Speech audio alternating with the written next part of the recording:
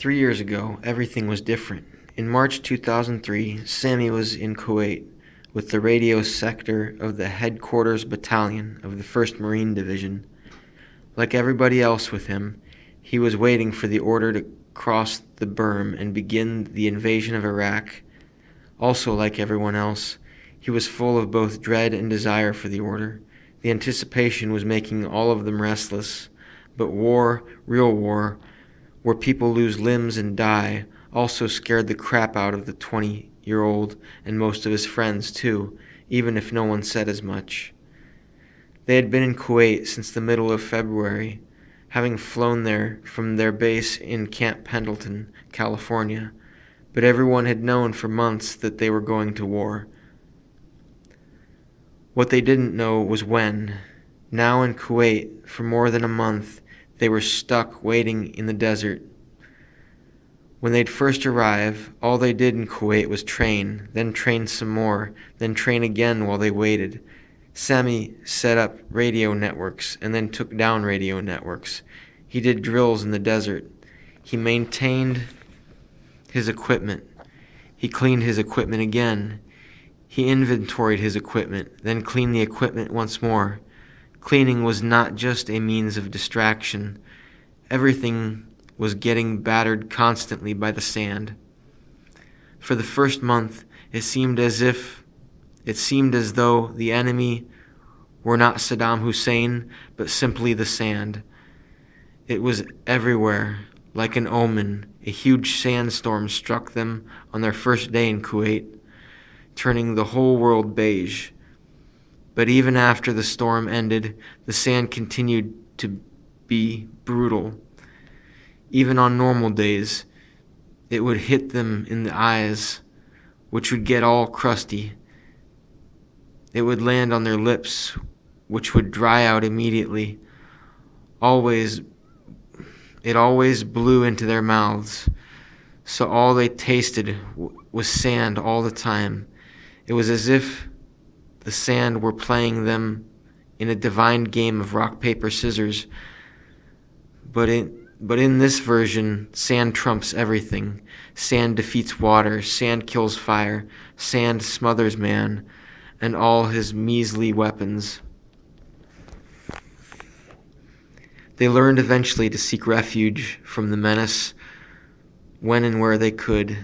The backs of trucks, like covered wagons, were favored spots in the Kuwaiti desert, and there, during their off hours, the soldiers spoke to each other about feelings while they traded stories.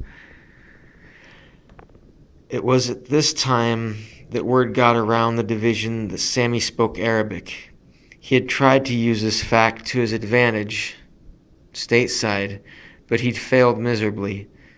Since then, he'd told a few other people in the military about his background and language skills, something most people didn't realize at first. They too had assumed that he was Latino, but when his Arab roots appeared, the comments came rushing out. He became Al-Qaeda and sand. The names just slid off his back. This was the Marines, after all, where profanity is elevated beyond sport to art. Most people continued to consider him mostly a New Yorker, and Dan, a Puerto Rican from Florida and his closest friend in the service, had long before branded him simply New York. That was the name that eventually stuck with Sami. But his Arabic language ability was about to come in handy. One day in Kuwait, while they were waiting to invade Iraq, he was called to the tent of a commanding officer, a major who would become a father figure to the young Marine. Several other lower-ranking officers were there.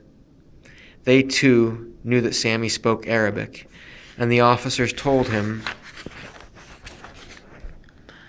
straightforwardly that they didn't want to send him away to become an interpreter. That was a common course of action with Arabic-speaking soldiers, but the officers had decided they wanted to keep Sami. But the officers had decided they wanted to keep him close by. They were assigning him to become the major's driver, they said. The major wanted a driver who knew the local language and customs, he was told, in case something happened. Hey, this is great, Sami thought.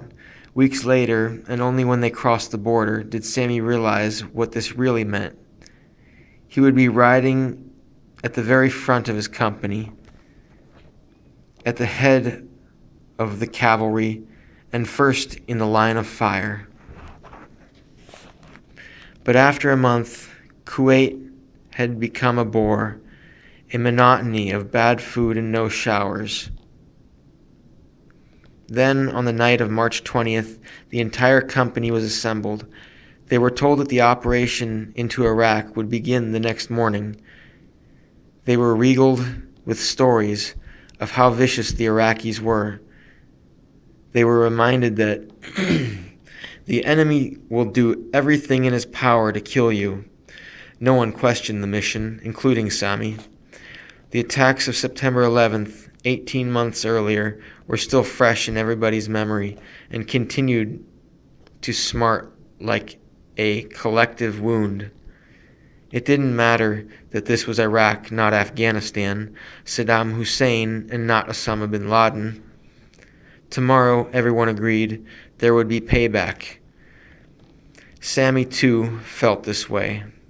The president had told them to go, and he was their commander-in-chief, which meant that he was always correct by virtue of rank. Do what you have to do, they were told, and let's do this like Marines. Everybody screamed. Their blood rushed with excitement, and Sami too was pumped. But even more, he was scared.